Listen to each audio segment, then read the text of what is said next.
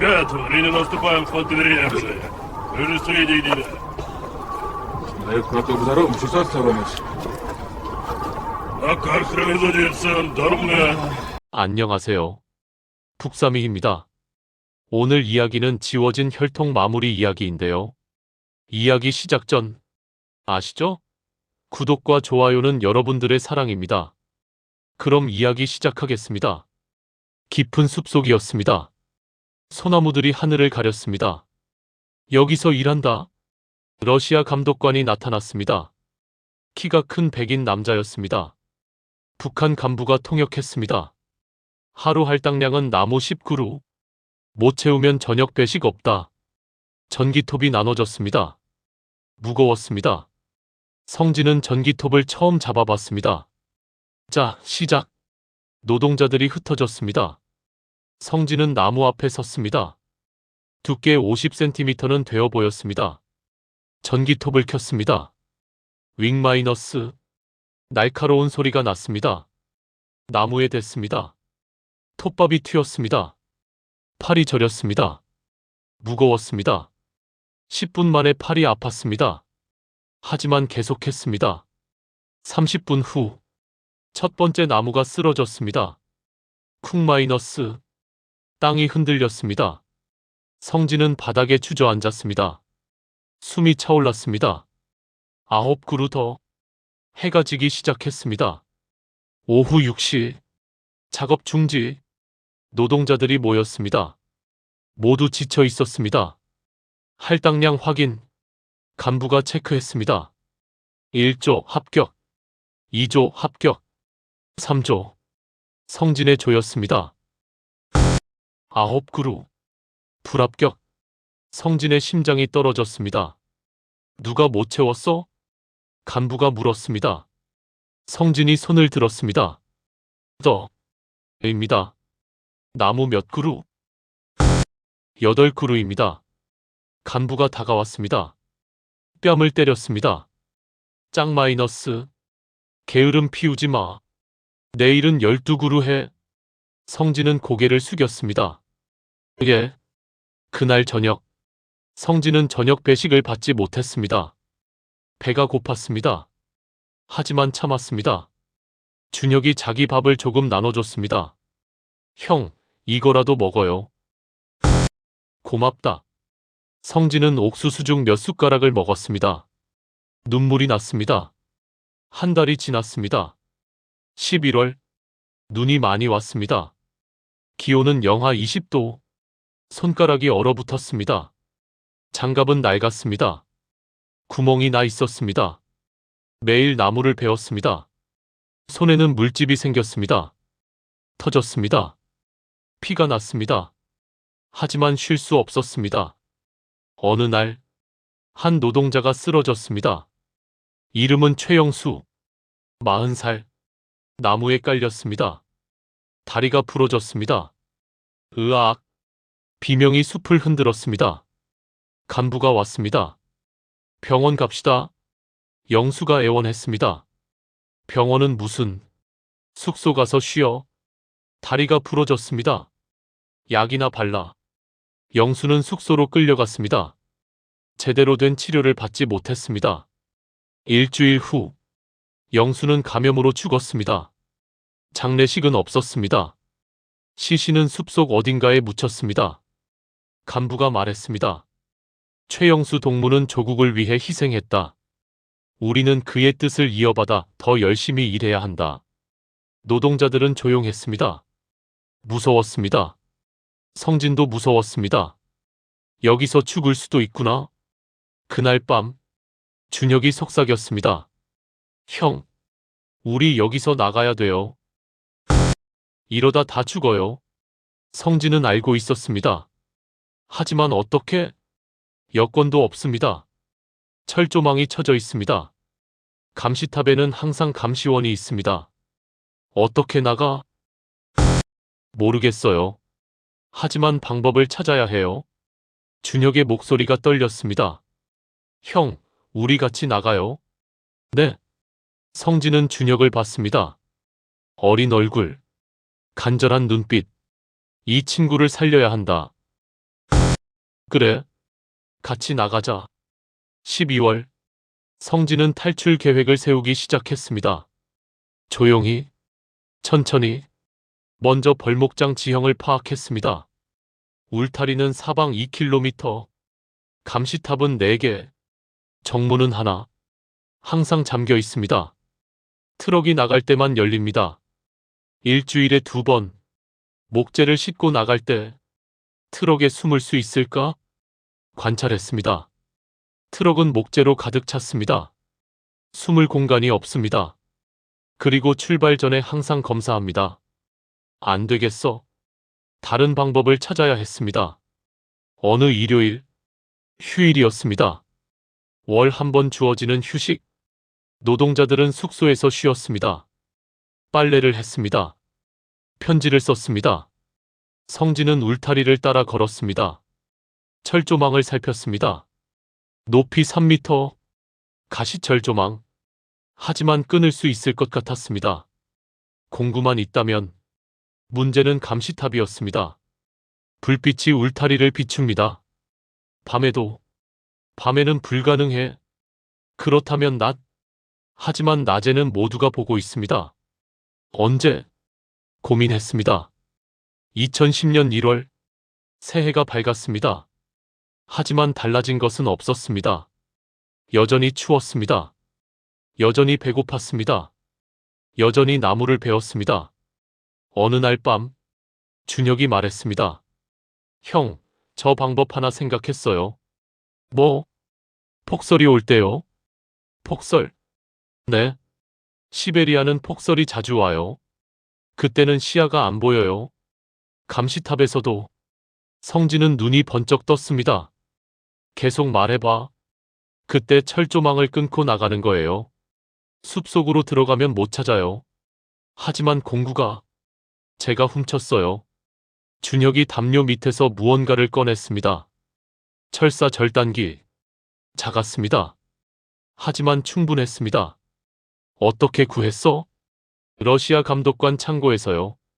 들키면 어떡하려고? 살고 싶어서요. 준혁의 눈에 눈물이 맺혔습니다. 성진은 준혁의 어깨를 잡았습니다. 잘했어. 고마워. 일주일 후, 기회가 왔습니다. 1월 15일, 폭설 경보가 내렸습니다. 아침부터 눈이 쏟아졌습니다. 작업이 중단되었습니다. 시야가 10m도 안 보였습니다. 오늘은 쉰다. 간부가 선언했습니다. 노동자들은 숙소로 돌아갔습니다. 성진과 준혁은 서로를 봤습니다. 오늘이다. 오후 3시. 눈은 더 세차게 내렸습니다. 바람도 불었습니다. 완벽한 조건이었습니다. 가자. 성진이 속삭였습니다. 두 사람은 조용히 숙소를 빠져나왔습니다. 다행히 아무도 눈치채지 못했습니다. 모두 안에서 자고 있었습니다. 울타리로 갔습니다. 뒤편, 감시탑에서 가장 먼 곳. 눈보라 속에서 감시탑은 보이지도 않았습니다. 여기다. 준혁이 철사 절단기를 꺼냈습니다. 철조망을 끊기 시작했습니다. 딱, 딱, 딱 소리가 났습니다. 하지만 바람 소리에 묻혔습니다. 10분 후, 구멍이 뚫렸습니다. 사람이 빠져나갈 만큼. 형 먼저요. 아니, 내가 먼저. 준혁이 구멍으로 빠져나갔습니다. 성진도 뒤따랐습니다. 철조망이 옷을 찢었습니다. 하지만 상관없었습니다. 바뀝니다. 자유입니다. 뛰자. 두 사람은 숲속으로 뛰어들었습니다. 눈보라가 그들을 삼켰습니다. 1시간을 달렸습니다. 계속 남쪽으로. 나침반도 없었습니다. 그냥 본능적으로 달렸습니다. 멀리, 벌목장에서 멀리. 해가 지기 시작했습니다. 어두워졌습니다. 기온이 더 떨어졌습니다. 영하 30도쯤 되는 것 같았습니다. 형, 추워요. 준혁이 떨었습니다. 조금만 더 가자. 쉬고 싶어요. 안 돼. 얼어 죽어. 계속 걸었습니다. 밤이 깊어졌습니다. 별이 보이지 않았습니다. 구름이 하늘을 덮었습니다. 발이 얼었습니다. 손도 얼었습니다. 하지만 멈출 수 없었습니다. 새벽 2시쯤 준혁이 쓰러졌습니다. 형, 못 가겠어요. 일어나? 못 일어나요. 다리에 힘이 없어요. 성진은 준혁을 일으켰습니다. 업었습니다. 무거웠습니다. 하지만 계속 걸었습니다. 죽으면 안 돼. 우리 꼭 살아야 돼. 새벽 4시. 멀리 불빛이 보였습니다. 마을. 작은 러시아 마을이었습니다. 준혁아, 봐. 마을이야. 대답이 없었습니다. 준혁아? 준혁은 의식이 없었습니다. 숨은 쉬고 있었습니다. 하지만 차가웠습니다. 빨리 가야 해. 성진은 마지막 힘을 짜냈습니다. 마을로 달렸습니다. 첫 번째 집 문을 두드렸습니다. 쿵쿵쿵. 도와주세요. 러시아어는 못했습니다. 하지만 외쳤습니다. 헬프. 플리즈.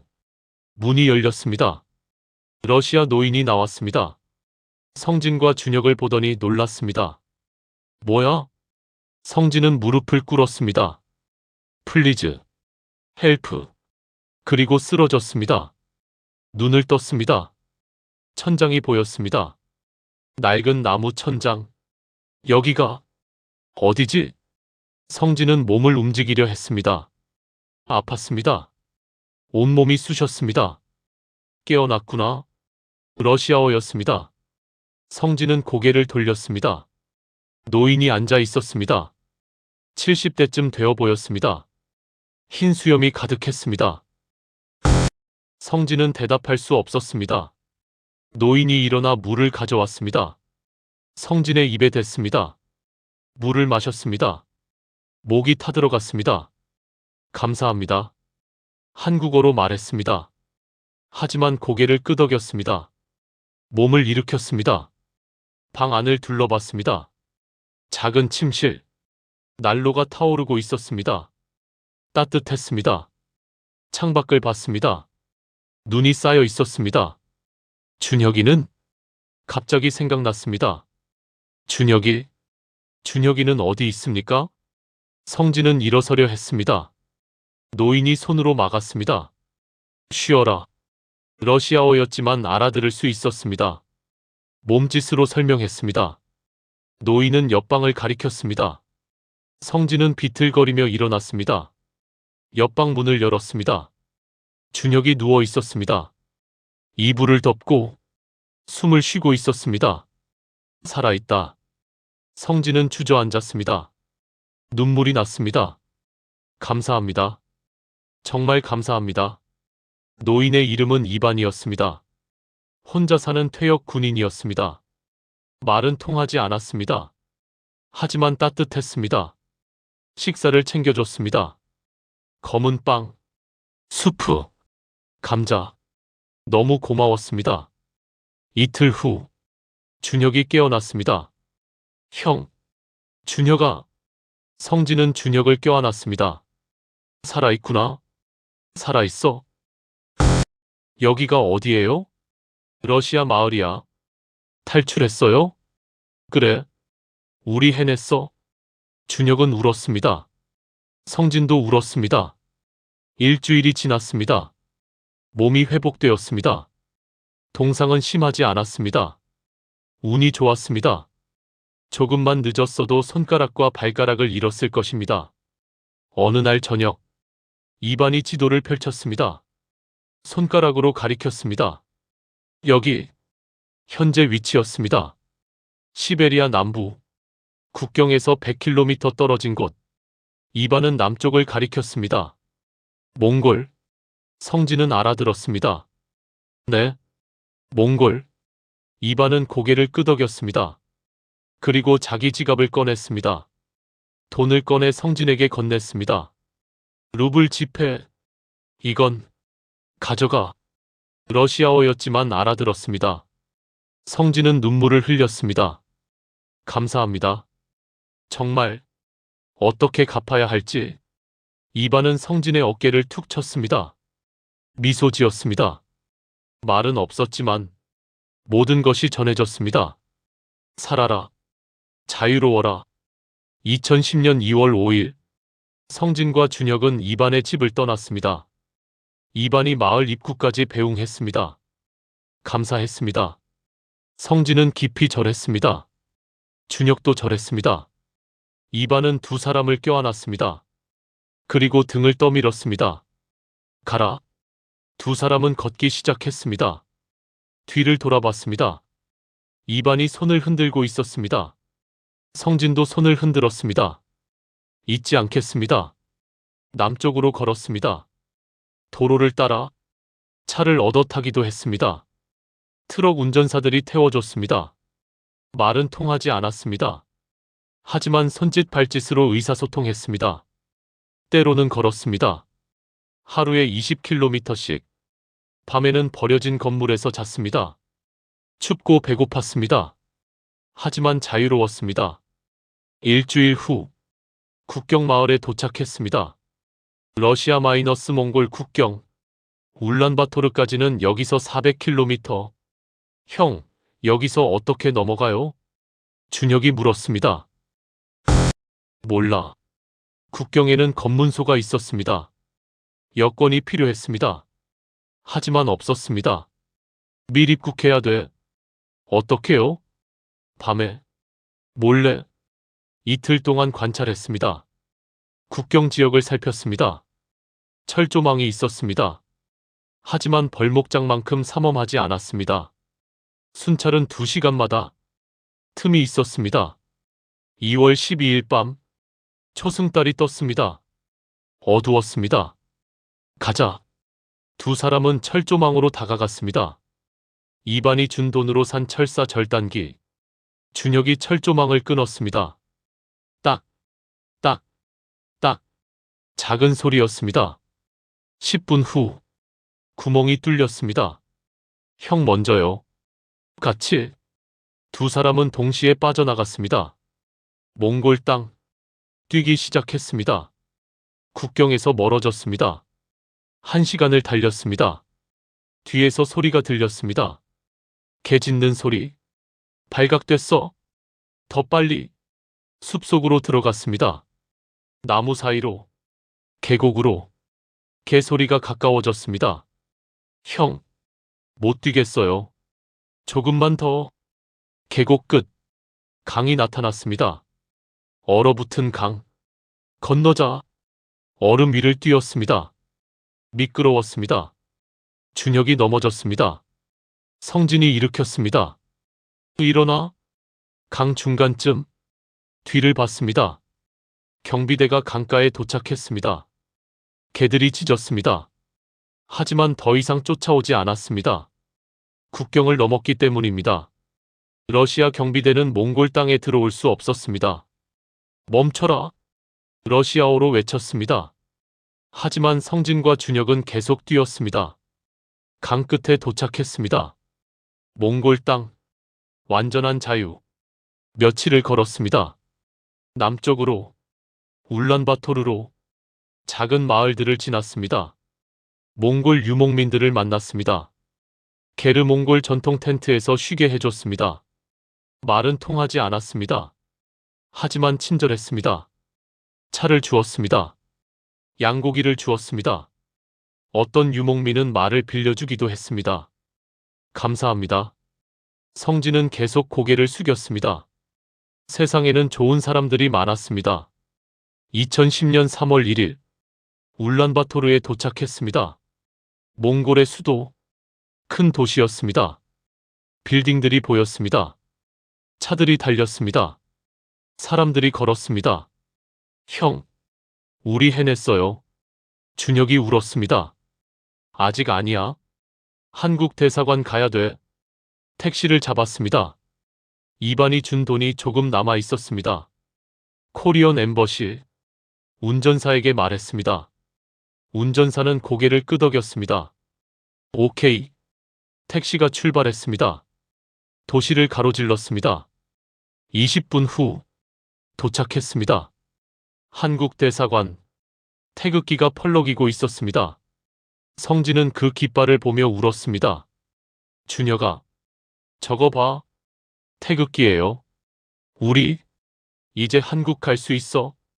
두 사람은 대사관 정문으로 걸어갔습니다. 경비원이 막아섰습니다. 무슨 일이십니까? 한국어였습니다. 한국어? 성진은 그 말을 듣고 주저앉았습니다. 저희는 북한에서 왔습니다. 북한이요? 네. 도와주십시오. 한국에 가고 싶습니다. 경비원의 표정이 변했습니다. 잠시만 기다리세요. 안으로 들어갔습니다. 5분 후 직원이 나왔습니다. 정장을 입은 30대 남자. 안으로 들어오세요. 대사관 안. 따뜻했습니다. 처음으로 느끼는 안전함. 상담실로 안내되었습니다. 직원이 물었습니다. 언제 북한에서 나오셨습니까? 2009년입니다. 어디로 나오셨나요? 중국으로요. 그 후에는 성진은 모든 이야기를 했습니다. 평양에서의 삶, 할아버지의 처형, 요덕 수용소, 탈출, 중국, 러시아 벌목장, 시베리아 탈출, 몽골. 1시간 동안 말했습니다. 직원은 조용히 들었습니다. 메모했습니다. 대단하십니다. 직원이 말했습니다. 여기까지 오시느라 고생 많으셨습니다. 저희가 한국 입국 도와드리겠습니다. 성진은 울었습니다. 준혁도 울었습니다. 감사합니다. 정말 감사합니다.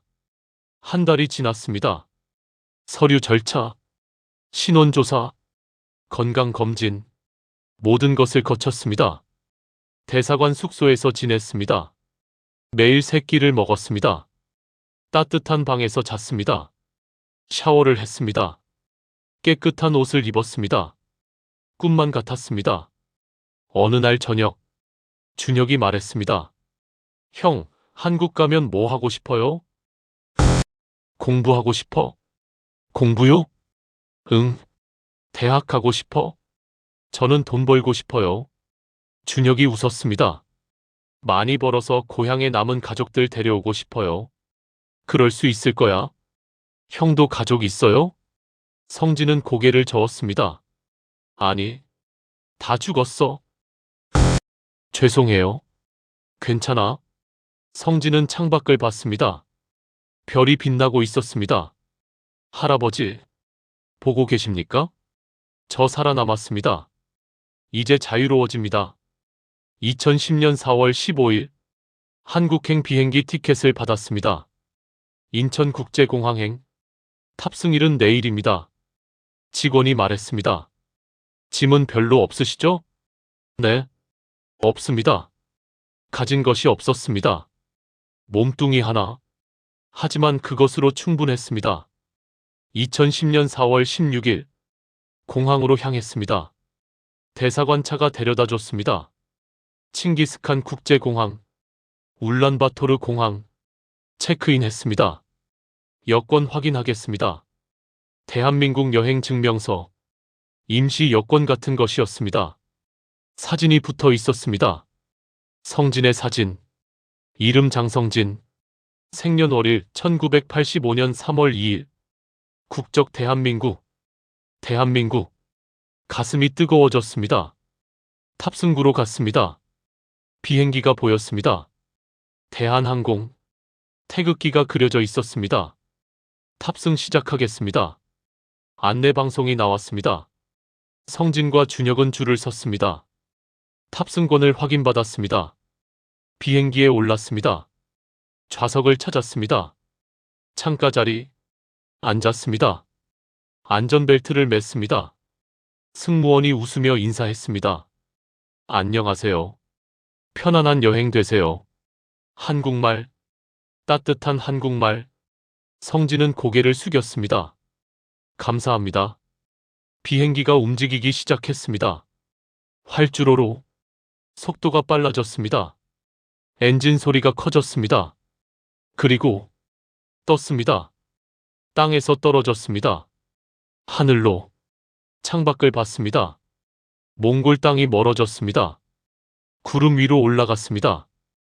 햇빛이 쏟아졌습니다. 눈부셨습니다. 아름다웠습니다. 형, 우리 날아가요. 준혁이 속삭였습니다. 응. 자유를 향해. 3시간 후, 기내 방송이 흘러나왔습니다. 곧 인천국제공항에 착륙하겠습니다. 현지 시각 오후 2시 30분입니다. 날씨는 맑음, 기온은 18도입니다. 성진은 창밖을 봤습니다. 바다가 보였습니다. 서해, 그리고 육지, 한국, 대한민국. 준혁아, 저기 봐. 한국이에요. 두 사람은 손을 꼭 잡았습니다. 울었습니다. 기쁨의 눈물이었습니다. 비행기가 착륙했습니다. 부드럽게 활주로를 굴러갔습니다. 멈췄습니다. 인천국제공항에 도착했습니다. 대한민국에 오신 것을 환영합니다. 그 순간 성진은 모든 것을 깨달았습니다. 긴 여정이 끝났다는 것을, 마침내 집에 돌아왔다는 것을, 더 이상 도망치지 않아도 된다는 것을, 자유롭다는 것을. 공항 밖으로 나왔습니다. 통일부 직원이 기다리고 있었습니다. 장성진 씨, 박준혁 씨? 네. 환영합니다. 대한민국에 오신 것을 환영합니다. 성진은 그 말을 듣고 그 자리에 무릎을 꿇었습니다. 땅에 이마를 댔습니다. 감사합니다. 정말 감사합니다. 한국 땅, 자유의 땅. 이제 이곳이 성진의 집이었습니다. 에필로그. 10년 후 2020년 서울 한강공원. 장성진은 벤치에 앉아 있었습니다. 35살이 되었습니다. 대학을 졸업했습니다. 탈북민 지원단체에서 일하고 있었습니다. 매주 강연을 다녔습니다. 학교에서, 교회에서, 시민단체에서 자신의 이야기를 나눴습니다. 북한의 실상을 알렸습니다. 옆에는 준혁이 앉아 있었습니다. 준혁도 대학에 다니고 있었습니다. 경영학과 3학년.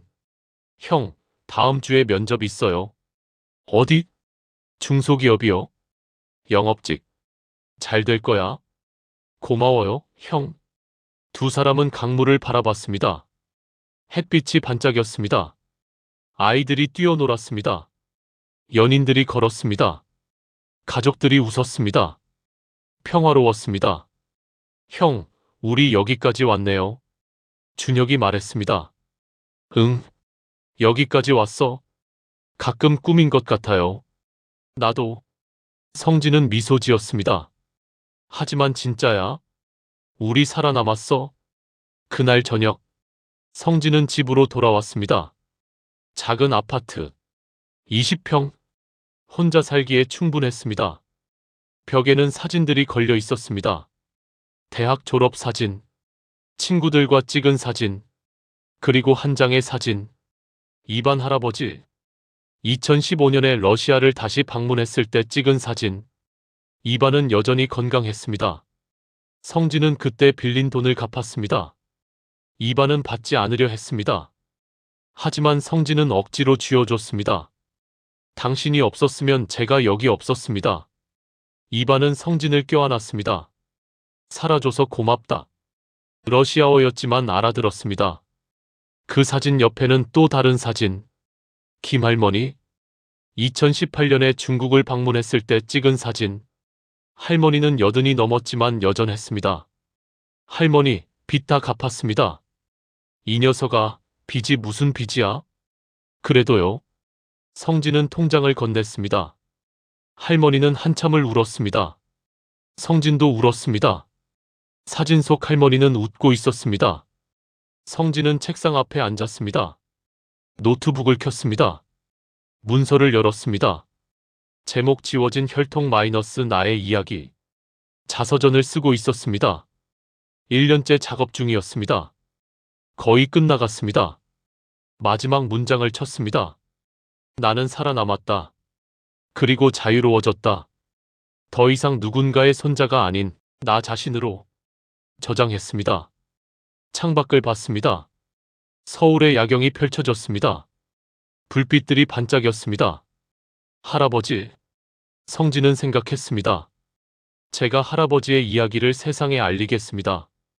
그리고 아직 갇혀있는 사람들을 위해 싸우겠습니다. 이것이 제가 할 수 있는 일입니다. 바람이 불었습니다. 커튼이 흔들렸습니다. 성진은 미소 지었습니다. 그리고 다시 키보드를 두드리기 시작했습니다. 이것은 장성진의 이야기입니다. 하지만 동시에 수많은 탈북민들의 이야기입니다.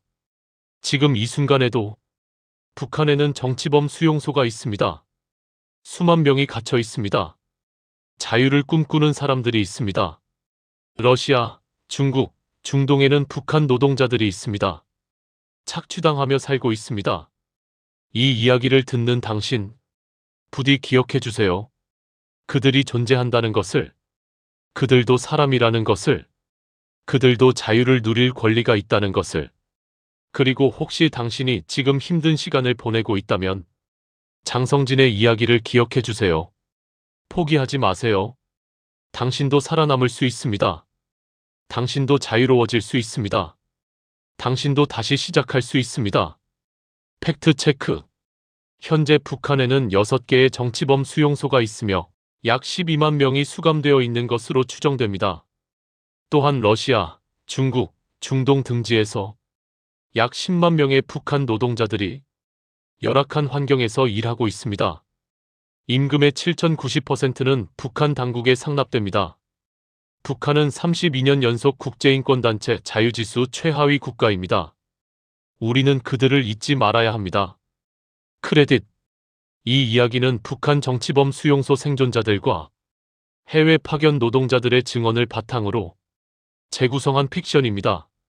실제 인물, 단체명, 지명은 안전을 위해 변경되었습니다. 모든 희생자들에게 이 이야기를 바칩니다. 그리고 언젠가 모든 사람이 자유로워지는 그날을 꿈꿉니다.